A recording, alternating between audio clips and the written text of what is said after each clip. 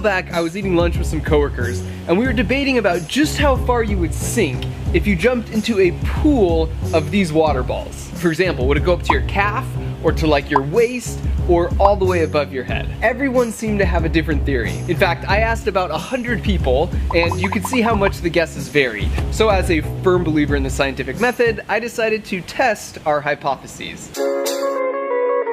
So I am here today in the backyard of the Backyard Scientist. So for the past 6 months, we've been stockpiling these water balls in Kevin's backyard.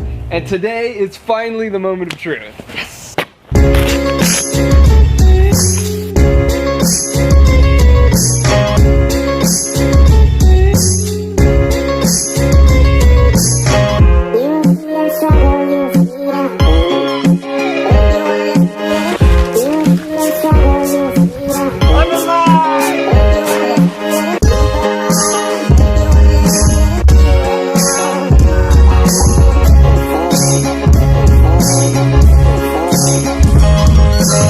Alright, you ready for this? Let's do it.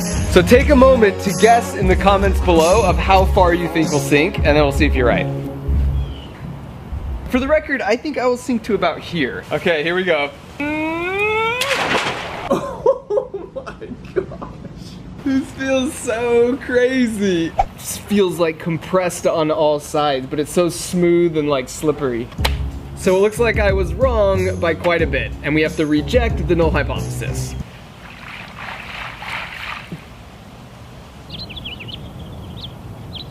So, now what? I decided to call up my nephews. You guys want to come swimming at my friend's house? In my ongoing quest to be the favorite uncle. Only I might have forgotten to tell them there'd be no water in the pool. Also, that Kevin was right there. You guys ready to go swimming in this?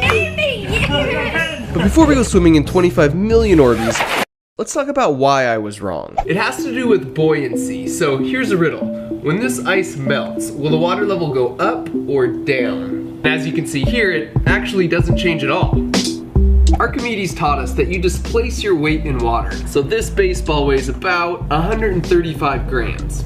And when I put it in water, it will sink until it has pushed out 135 grams worth of water. At which point it's in equilibrium and it floats. And since the water line is about halfway up the baseball, you know it's about half as dense as water. And this is why Scooby-Doo quicksand is pure lies. You sink until you've displaced your weight in quicksand, and since it's about twice as dense as a person, you bob like a cork about halfway down, and it's impossible to sink. So Atreyu, relax. Your horse is gonna float.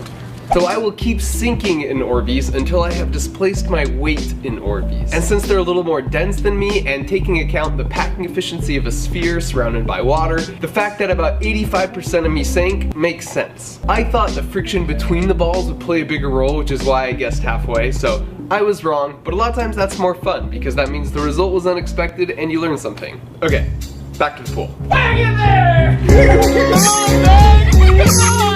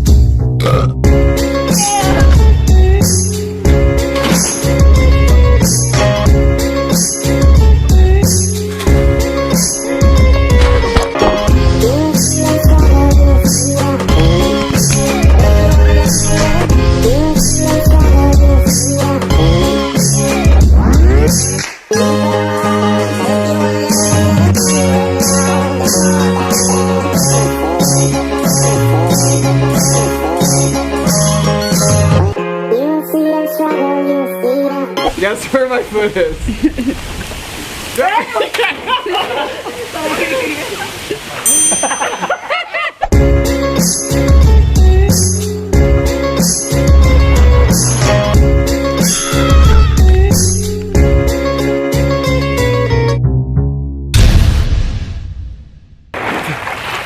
So a huge thanks to Kevin for letting us use his pool. He actually also made a video. We did 8 crazy experiments with a pool full of water balls. So go check that out because his footage is amazing as always. I also want to thank Squarespace for helping to make this video possible.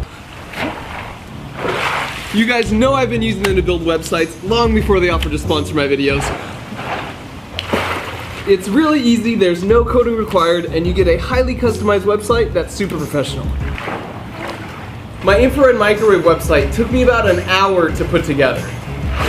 So if you have an idea you want to launch, or maybe you just want to showcase your business, or perhaps a hobby, go to squarespace.com/markrover for a free trial, and then when you're ready, use offer code MARKROVER for 10% off. So everybody wins, because not only will you have a super customizable website that looks amazing, but you'll be supporting future videos that I have in the works. Thanks for watching. If you really like that, or if you really didn't like it, or if you're like, meh, then you should definitely subscribe. I can wait.